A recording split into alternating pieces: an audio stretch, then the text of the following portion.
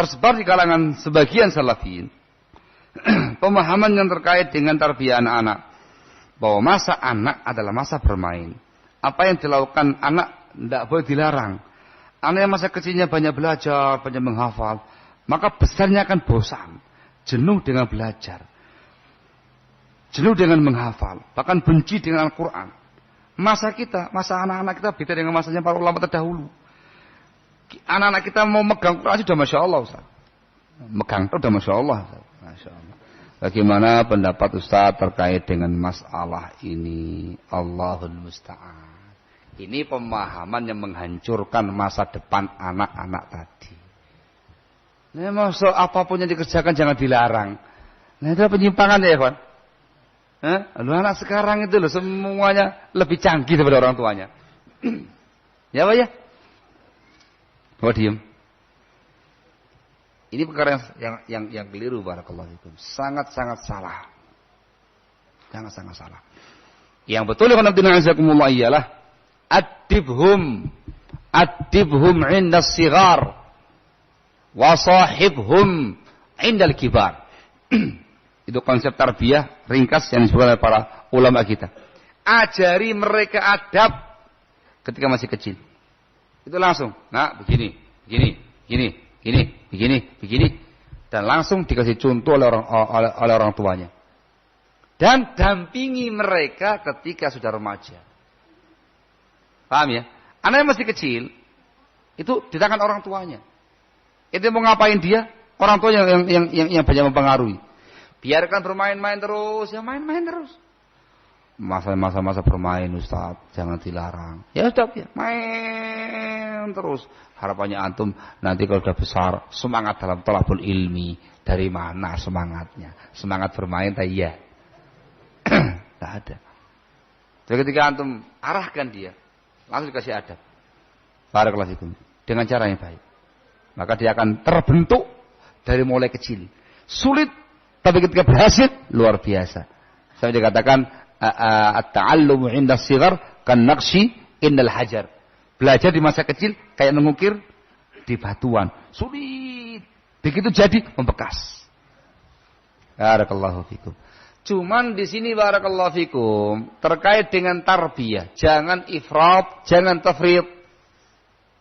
Yang membuat anak-anak itu bosan, jenuh, malas taklim, malas belajar, malas menghafal. Itu bukan dikarenakan semenjak kecil diajari tarbiyah. Tetapi dikarenakan kurang perhatian orang tuanya. Orang tuanya terima beres, tidak mau berjuang, tidak mau berkorban. Pokoknya taklim, menghafal. Nih. Terus diem. Ini yang membuat anak itu terkekang. Paham insyaallah ya? Awalnya mungkin dia nurut, takut sama orang tuanya, masih cilik. Menghafal. Orang tuanya. Apa yang enggak ada tutup. Balik. Hilang apinya tutup lagi. Sudah. Begitu dia mulai beranjak dewasa, dia sudah mulai bisa berpikir. Badan dia sudah mulai berotot. Ya. Namanya usia-usia yang semacam ini Evan Rizkan. Dia sudah merasa punya kemampuan, punya kekuatan untuk memberontak. Maka dia lampiaskan semua yang dia alami selama ini sama orang tuanya. Dengan cara pembangkangan. Nah, enggak. Itu diapakan? Enggak. Lu kenapa? Ya, suka-suka saya lah.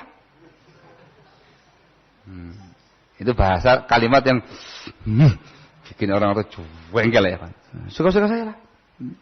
Ya kan yang menghafal saya sendiri, yang juga saya sendiri. Suka-suka saya lah. Mau menghafal, mau nggak menghafal, mau belajar, mau nggak belajar, suka-suka saya lah. Orang tuanya nggak cerdas. Bayangan dia, ada apa anak saya ini? Wah, ini nggak beres ini. Langsung main sesuatu yang kurang hikmah. Ditambah dikekang, tambah dipaksa, tambah dianu, ya tambah berontak. Awalnya sih takut-takut sama orang tuanya, masuk pondok kabur. Supaya nggak di pondok bikin masalah, bikin problem, bikin kasus supaya dikeluarkan dari pondok. Bangga dia. Itu bangga dia. Keluar. Bagus. Bebas akhirnya.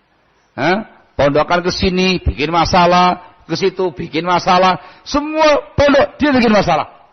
Akhirnya orang tua bingung ini, waduh, izin aku sampai malu sama Ustadz Fulan, ini bikin masalah. Akhirnya udahlah, nak kamu di rumah saja. Yes, kata dia. Berhasil di atas itu ya, Pak. Itu bukan kesalahan dari kecil dia belajar. Itu karena orang tuanya yang kurang perhatian dengan tarbiyahnya dan salah tarbiyah. Itu orang tuanya. Paham insyaallah ya? Yang anak maukan ya kan? Itu salah orang tuanya. Sehingga perbaiki formula tarbiyahnya. Antum ketika mentarbiyah anak-anak, bikin tarbiyah itu menyenangkan. Sehingga muncul semangat dan motivasi belajar dari dalam hati anak itu sendiri. Bukan karena bapaknya, bukan karena ibunya, bukan karena yang lain-lainnya. Dia punya semangat dengan nikmatnya belajar. Lezatnya dia belajar. Tahu keutamaannya, tahu fadilah-nya. Dikatakan perlu pendampingan orang tuanya. Orang tua harus lebih dewasa, lebih hikmah daripada anak-anaknya. Sesuai dengan kadar anaknya masing-masing. Ketika dia masih kecil, langsung diajari. Tidak mungkin anaknya masih umur 5 tahun, 6 tahun, 7 tahun. Antum tanggapi kayak 15 tahun, 16 tahun. Ngene le. Le, ngono le. Ngene. Tidak langsung. Diajak bareng-bareng. Ambil langsung. Dirapikan, dimandikan, segala macam. Ayo, langsung datang sama orang tuanya. Dicontohi di orang tuanya, waktu dia menghafal, sambil orang tuanya segala macamnya. Itu namanya takdib. Sampai itu anak ngerti. Oh, nanti begini, ini begini. Dan dibikin suasana yang menyenangkan. Orang tuanya perhatian sepenuhnya kepada anak-anaknya. Kasih sayangnya lebih dicurahkan, lebih ditampakkan. Barakallahu fikum. Itu penting. Sehingga itu anak tidak merasa terkekang. Terkait dengan entah Anda orang tua kandungnya atau Anda orang tua didiknya. Tidak gampang jadi pendidik ya, Pak. Jangan dikira cuma ngasuh anak-anak selesai, enggak. Ada curahan perhatian di situ. Barakallahu fikum. Dan menciptakan suasana belajar itu menyenangkan. Nah. Gitu ya, sarannya panjang. Itu intinya barakallahu fikum. Jadi ketika terjadi fenomena yang semacam ini, itu salah tarbiyah. Jangan menyalahkan tarbiyah semenjak kecil. Itu merupakan da'bus salaf, kebiasaan salafun salih rahimahumullahu taala. Barakallahu fikum. Paham insyaallah ya? Sebagian orang tua terlalu ifrat berlebihan. Tidak sedikit pun memberikan ruang kepada anaknya untuk bernafas. Untuk sekedar bermain dengan teman-teman sebayanya. Pokoknya begini. Kaku begitu. Efeknya kandas tengah jalan. Sebagian yang lainnya lagi, tadi itu waktunya bermain usaha, jor sama dia. Hada ifrat wa hada tafriq. Tapi bain-bain. Antum kasih waktu, kesempatan mereka untuk sekedar refreshing, bermain-main. Ada pengawasan, ada aturannya. Jangan kemudian dia bermain dengan orang-orang yang buruk atau permainan membahayakan. Tidak. Diawasi. Dikasih warning. Waktunya belajar. Waktunya makan. Waktunya istirahat. Murojaah. Ibadah. Main, silakan bermain. Diawasi. Loh, kok berbahaya? Jangan, yang sebelah sana itu berbahaya. Yang sini aja. Bukan dicegah, tapi diarahkan. Mainnya kok sama anak-anak yang beling-beling ini. Le, jangan yang itu le. Mau main sama yang ini le. Sama yang ini le. Bagus. Nah, kayak gitu teman kamu kayak gitu nggak bagus begitu. Dan sering dikasih ujangan-ujangan, dikala-kala santai. Sehingga ketika itu anak di rumah, saat-saat kebersamaan dengan keluarga sangat mempengaruhi. Acara makan sama-sama keluarga, Itu luar biasa ya Pak. Bisa menyatukan kekeluargaan. Sampai nyantai makan-makan. Orang tuanya harus bijak.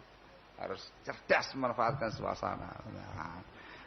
Ada sesuatu yang disampaikan, yang memotivasi dia dan segala macamnya. Barakallahu fikum. Panjang ya Ikhwan, itu semua bab yatul zikruha dalam pembahasan tarbiyah. Barakallahu fikum. Wallahu taala alam bis-shawab.